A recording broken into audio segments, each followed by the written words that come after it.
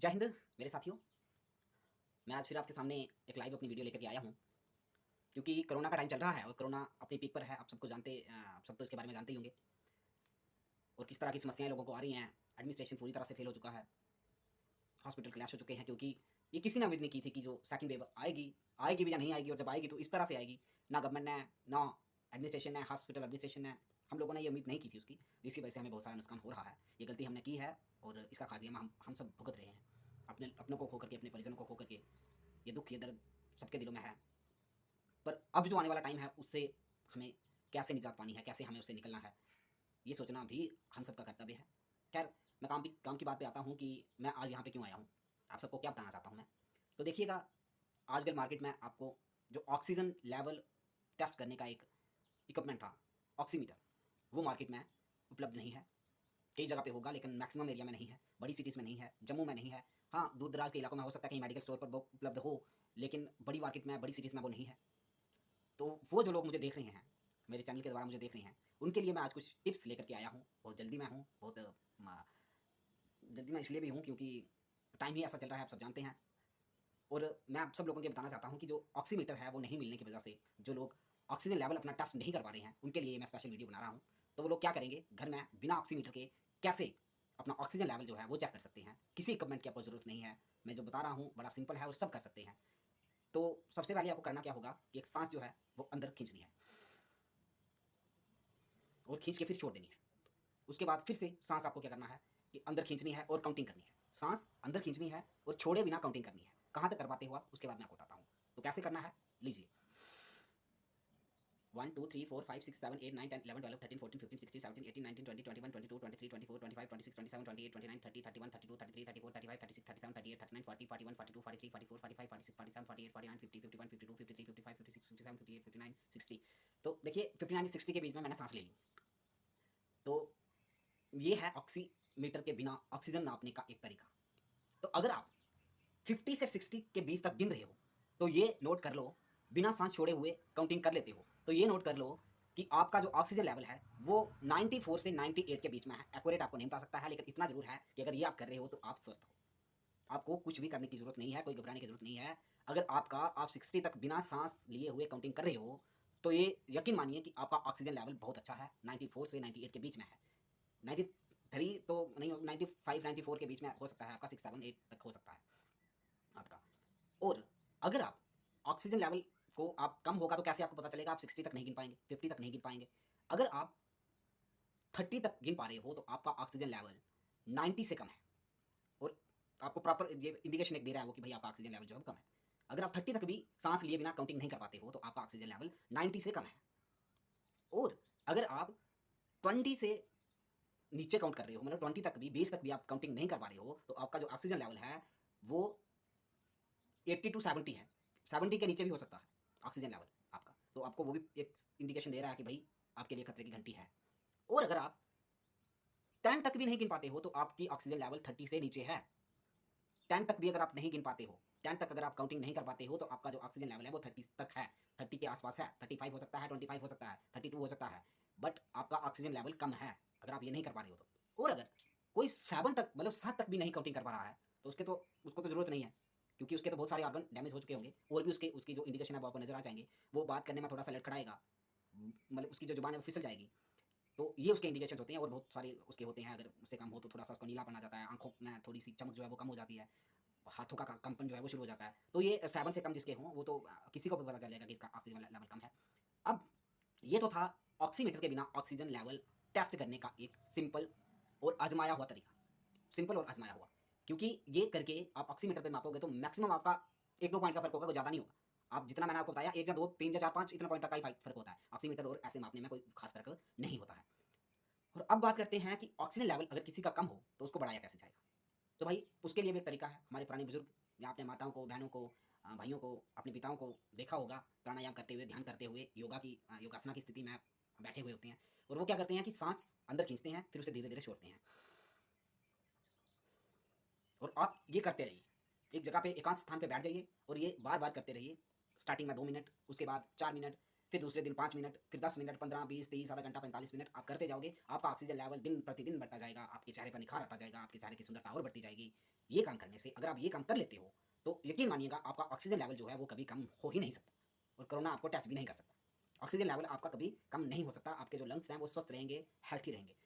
और दूसरा तरीका है कि कुछ लोग कहेंगे कि भाई हम जो हैं वो इतनी देर नहीं बैठ सकते हैं, या ये काम हालाँकि बहुत सिंपल काम है, लेकिन हो सकता है कोई बोले कि मुझे प्रॉब्लम है, कुछ मैं नहीं बैठ सकता या मैं ये काम नहीं कर सकता। तो उसके लिए एक दूसरा उपाय है, वो क्या करे, बिस्तर पे जाए और पेट के बल लेट जाए और रूटीन में जैसे साँस लेता है वैसे लेता जाए, कोई साँस उसे खींचने की ज़रूरत नहीं है।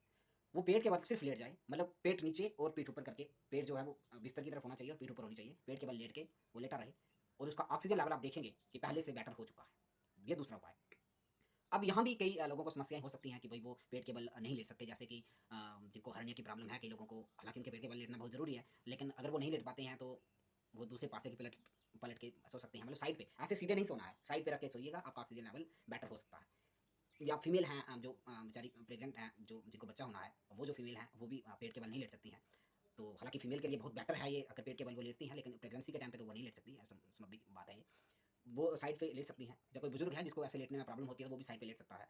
तो ये सारी समस्याएँ जो हैं वो हल हो सकती हैं। पेट के बल लेटने से और भी बहुत सारे फ़ायदे हैं। पेट के बल लेटने के अगर किसी को फ़ायदे नहीं मालूम है तो वो भी मैं किसी दिन आपको बताऊँगा। उसके लिए भी एक प्रॉपर ये वो है कि अगर आप आपके पास सोने का बिस्तर जो है वो ऐसा है, जैसे पहले ज़माने में लोग जो है वो जो चारपाई है उस पे सोते थे। तो उसके भी एक अपने बेनिफिट है। अगर वहाँ पे आप पेट के बल सो जाते हो तो उसके भी एक अपने बेनिफिट हैं। तो अगर आप बिस्तर पे हो उसके भी अपने एक बेनिफिट हैं, तो बहुत सारे हैं। जब फीमेल्स को कई बार प्रॉब्लम होती है कमर में दर्द, जैसे कि उनके स्पेशल डेज़ जो रहते हैं, तो उनकी कमर में जो दर्द होती है, अगर वो उल्टा लेटें, ये भी आज़माया हुआ और प्रैक्टिकल फ़ॉर्मूला है कि उल्टा होकर के पेट के बल लेटें या पालथी मार के, सो के ही पालथी मार के अगर वो सो जाएँ, वैसे पालथी मार के पीछे की तरफ ऐसे सो जाएँ सीधे, तो उनका जो कमर दर्द है वो कम हो सकता है। बहुत सारी समस्याएँ हैं जो पेट के बल लेटने से खत्म हो सकती हैं। तो ये जो ऑक्सीजन लेवल के, जो ऑक्सीजन लेवल बढ़ाने के जो तरीके थे, वो ये थे। अब बात करते हैं कि भाई कुछ लोगों ने अफ़वाह उड़ाई थी, पता नहीं अफ़वाह है कि सच है, मुझे उस बारे में नहीं पता है, कि नींबू का रस नाक में डालने से जो कोविड 19 है या कोरोना वायरस जो है, वो खत्म हो जाता है। भाई ऐसा साइंटिफिक इसका तो कोई प्रूफ नहीं मिलता है, कि नींबू का रस नाक में डालने से कोरोना वायरस जो है, वो खत्म हो जाता है। ऐसा कोई वैज्ञानिक इसका तथ्य तो नहीं मिलता है, हो सकता है उनके साथ ऐसा हुआ हो, तभी किसी ने वीडियो बना के भेजी होगी। हालाँकि इसका कोई साइंटिफिक प्रूफ हमें नहीं मिलता है। हाँ, इतना ज़रूर मैं कह सकता हूँ कि नींबू में विटामिन सी होता है और वो अगर आपके जो नाक है जो बंद हो चुका है, नाक की जो नली है वो बंद हो चुकी है, तो आप नींबू का रस डालोगे तो वो खुल जाएगी, क्योंकि विटामिन सी है उसमें और वो खोल देती है उसको। लेकिन ये कहना कि भाई वो कोरोना वायरस नहीं होगा, मुझे तो नहीं लगता कि ऐसा कभी पॉसिबल है, जैसा संभव भी होगा। तो ये मैं इस बारे में मुझे खास नॉलेज नहीं है नींबू के बारे में। हालाँकि जो रेमडेसिविर इंजेक्शन है उसमें विटामिन सी की भरपूर मात्रा होती है, आप सब पढ़े लिखे हैं तो मालूम ही होगा आपको कि रेमडेसिविर जो इंजेक्शन है कोरोना पेशेंट्स को दिया जाता है, रामबाण है उनके लिए, उसमें विटामिन सी की मात्रा बहुत ज़्यादा होती है। तो हो भी सकता है, बट इसमें कोई वैज्ञानिक तथ्य अभी तक सामने नहीं आया है। दूसरा ये कि कोरोना वायरस से बचने के लिए सबसे ज़रूरी है अपने लंग्स को हेल्थी रखना, आपका ऑक्सीजन लेवल ठीक होना। ये 2 चीज़ें अगर आप कर लेते हो, तो यकीन मानिए आपको कोरोना वायरस टच भी नहीं करेगा। और ये कैसे करना है आपने? आपने क्या चीज़ें लेनी है मैं आपको बता रहा हूँ सिंपल। आप पानी लीजिए, उसे उबालिए और उस पानी में क्या आपने डालना है, उबालने से पहले जब पानी गैस पर आपने रखना है तो उसमें एक डालनी है गिलोय, उसे बोलते हैं गिलोय, किसी के घर में भी लगा होगा शायद, और नहीं तो पंसारी की दुकान से, पंसारी की जो शॉप्स हैं मार्केट में, वहाँ से मिल जाता है गिलोय और तुलसी। तुलसी मैक्सिमम हमारे घरों में आम होती है, लगी हुई होती है। तुलसी के पत्ते जब भी जो भी होता है, या डंडी ही मिले उसकी, सूखी हुई ही मिले, वो भी बहुत ही कारगर होती है उसकी। तो गिलोय और तुलसी और एक चीज़ होती है अरक, नॉट अदरक, अरक एक चीज़ होती है, वो आपको पंसारी की शॉप से मिल जाएगा। अरक, तुलसी और गिलोय, ये उसमें डाल देने हैं, उसका काढ़ा बना करके आपको पीना है और आपके जो लंग्स हैं, वो कभी जाम नहीं हो सकते, अगर आप ये काम करते हैं। 2 टाइम अगर आप इसको लेते हैं, 1 गिलास भर के, या जितना आप पी सकते हो, बट ज़्यादा नहीं पीना है, क्योंकि वो भी सेहत के लिए फिर खराब हो जाएगा अगर ज़्यादा पियोगे तो। 1 गिलास जितना नॉर्मल आप पानी एक टाइम में पी लेते हो, उतना उसको आप गड़क कर चाहिए और आपको कोरोना वायरस छू भी नहीं सकेगा। और हाँ, इतना तो आपको करना ही है, बाकी जो आप प्रिकॉशंस ले रही हैं कि सैनिटाइज़र लगाना है, वो तो बार-बार बोल के थक गए हैं लोग कि मास्क लगाना है, डबल मास्क लगाना है। बट इस बारे में भी मैं आपको एक बात बताऊँगा कि यदि आप घर में हैं, कई लोगों ने तो फैशन ही बना दिया कि भाई मास्क लगा लीजिए, मास्क लगा लीजिए। मास्क लगाइए, लेकिन जब आप क्राउड में हैं। जब आप क्राउड में नहीं हैं, आपको मास्क की ज़रूरत नहीं है। जब आप घर में हो, आपको मास्क की ज़रूरत नहीं है। अगर आपको घर में होना होगा, घर के किसी सदस्य से होना होगा जो आपके बीच में रह रहा है, आप मास्क जितना मर्ज़ी लगा लो, आप उससे नहीं रोक पाएँगे, वो ओढ़ के रहेगा। ये चीज़ मैं आपको बताना चाहता था। एक दूसरी चीज़ आपको बहुत ज़रूरी है, वो भी बताना, कि आपने देखा होगा कि कई बार जो जो रैट वाला टेस्ट है, वो पॉज़िटिव आता है, जो दूसरा है टेस्ट, वो नेगेटिव आता है। तो ये क्यों आ रहा है? जो रैट वाला है वो कई बार नेगेटिव आता है, तो दूसरा जो है वो पॉज़िटिव आता है। कई बार रैट वाला जो है वो नेगेटिव आता है, पॉज़िटिव आता है, और आरटी-पीसीआर जो टेस्ट है वो नेगेटिव आता है। तो ऐसा क्यों होता है? देखिए, मतलब 100% कुछ भी एक्यूरेट नहीं है। 100% कुछ भी सही नहीं हो सकता। 10% 30% ये नॉर्मल चीज़ है होना। लेकिन हमने देखा पिछले दिनों में कि जो रैपिड एंटीजन टेस्ट है उसमें और आरटी-पीसीआर जो टेस्ट है उसमें बहुत सारा अंतर है। हमारे गांधीनगर के जो पैथोलॉजिस्ट हैं उन्होंने एक लेटर भी लिखा हुआ है, आईसीएमआर को लिखा हुआ है, इंडियन मेडिकल काउंसिल्स को लिखा हुआ है कि बताइए कि ये क्यों हो रहा है भाई, आपने कैसी किट्स हमें दी हुई है। तो मैं आपको बता दूं कि ये बेसिकली होता क्यों है, क्योंकि जो रैट वाला जो टेस्ट है वो इतनी आसानी से इसको नहीं पकड़ पा रहा है, इस वाले वायरस को। पहले वाले को पकड़ लेता था लेकिन इस वाले को नहीं पकड़ रहा है।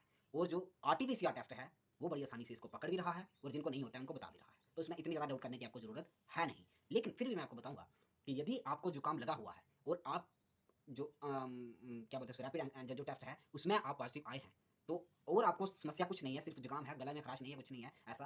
हालांकि जुकाम के साथ ये भी हो रहा है और जुकाम को आप सीरियसली लीजिए अगर इस टाइम पे आपको जुकाम लगा हुआ है तो तब आप 1 या 2 दिन वेट करके जो आरटी-पीसीआर टेस्ट है उसे करवाइएगा। अदरवाइज़ वो आपको पॉजिटिव ही बताएगा। आपको जुकाम लगा होगा तो आरटी-पीसीआर टेस्ट में आप पॉजिटिव आओगे ही आओगे। ये आपको कोई हेल्थ का बंदा नहीं बताएगा, कोई डॉक्टर आपको नहीं बताएगा, लेकिन मैं बता रहा हूँ, मैंने बहुत सारे लोगों को आज़मा करके देख लिया है कि आरटी-पीसीआर टेस्ट में अगर किसी को जुकाम लगेगा वो उसे पॉजिटिव बताएगा। और दूसरा ये कि कुछ लोग अब क्या कर रहे हैं कि भाई जा करके, और जब उनको पता चल गया कि आरटी-पीसीआर टेस्ट में और रैट वाले टेस्ट में हम जो है वो ठीक नहीं हमें पता चल रहा है इसका, तो वो सीटी स्कैन कराने दौड़ जाते हैं। आपको मालूम होना चाहिए कि सीटी स्कैन जो है, हाँ, ये हो सकता है कि आपको 100% तो नहीं लेकिन 90% वो आपको एक्यूरेट बताएगा कि क्या है। लेकिन आप ये जानिएगा कि आप पॉजिटिव आ गए उसमें तो ठीक है, अगर होगा आपको, अगर नहीं है तो फिर आपके लिए बहुत खतरा है। हर एक इंसान जा करके वहाँ पे करवाएगा, वो सीटी स्कैन करवाएगा। आप जानते हैं कि सीटी स्कैन का दुष्प्रभाव, जो साइड इफेक्ट्स हैं वो कितने हैं, क्योंकि उसमें रेडिएशन होता है और विशेषकर छोटे बच्चे, 18 साल से कम उम्र के बच्चे, बीमार व्यक्ति, कोई भी जो मेडिकल मेडिकल फिट जो नहीं है पर्सन, वो प्रेग्नेंट फीमेल, कोई भी हो, इनके लिए बहुत ही खतरनाक है वो। तो आप अपनी जान को इस तरह से जोखिम में मत डालिएगा। आपको सीटी स्कैन की कोई ज़रूरत नहीं है, उनमें वो 2 बेहतर काम कर रहे हैं, आपको बताएँगे कि क्या है, क्या नहीं है। थोड़ा बहुत ऊपर नीचे होता रहता है, ये मशीन है, इसमें कोई डरने की, घबराने की ज़रूरत नहीं है। आप ये काम जो मैंने आपको बताया ये करते रहिएगा, आपको कोरोना वायरस छू भी नहीं पाएगा। और हाँ, घर से बाहर तो आपको मालूम ही है कि नहीं जाना है, बिना किसी मतलब के। जब जाना है तब मास्क लगाना है, आकर के हाथ धोने, सैनिटाइज़र करना, ये तो आपको सबको मालूम ही है। मैं तो एक छोटा-सा बच्चा हूँ, मैं आपको क्या समझा सकता हूँ इस बारे में। लेकिन जितना मेरे को मैंने ज़रूरी समझा, जो मेरे पास चीज़ें थी मैंने शेयर की, वो आप आज़मा के देख लीजिएगा। और एक चीज़ और आपको बताना चाहूँगा, मुझे याद आ गया कि बहुत सारे लोगों को मैं देख रहा हूँ कि लोग क्या करते हैं, जब किसी को जुकाम लगता है, जब थोड़ा-सा बुखार होता है, तो वो लोग क्या करते हैं, वो सीधे जाते हैं, एक पैरासिटामोल ले लेते हैं, 2-3 और दवाइयाँ साथ में एडिशनल वो ले लेते हैं, ओवर द काउंटर जा करके कहीं से भी ले लेते हैं और उसको खाना शुरू कर देते हैं। फिर बाद में समस्या पैदा हो जाती है। आप जब तक डॉक्टर के पास नहीं जाएँगे, डॉक्टर को नहीं बताएँगे, कृपया ये नहीं करिए प्लीज़। ये आप खुद को नुकसान पहुँचा रहे हैं, खुद का डॉक्टर मत बनिए। ओवर द काउंटर आप मेडिसिन लेकर के जब ये करोगे, तो आपको ही नुकसान होगा, आपको कतई भी उसका फ़ायदा नहीं हो सकता। ये मैं आपको बता देना चाहता हूँ, क्योंकि पैरासिटामोल खाना भी हानिकारक है। डेली उसका यूज़ आप नहीं करें, आपको बीच में बुखार होता है कहीं तो 1 आधा दिन उसका यूज़ कर दिया जाए, बट उसके साथ एडिशनल कोई चीज़ नहीं लेनी है, क्योंकि लोगों ने खुद से ही एक पैरामीटर बना लिया है कि जुकाम लग गया, गला खराब हो गया तो मुझे कोरोना हो ही गया, जबकि ऐसा नहीं है। जुकाम लगना एक एक जो वेदर है वो भी चेंज हो रहा है, कभी धूप होती है, कभी छाएँ होती है, कभी बारिश पड़ जाती है, तो वो भी इसमें आपको मालूम ही होगा कि मौसम में जुकाम लग सकता है। तो ज़रूरी नहीं है कि वो कोरोना है। तो जो मैंने बहुत सारे लोगों को देखा कि लोग डॉक्सीलाइन तक खानी शुरू कर गए।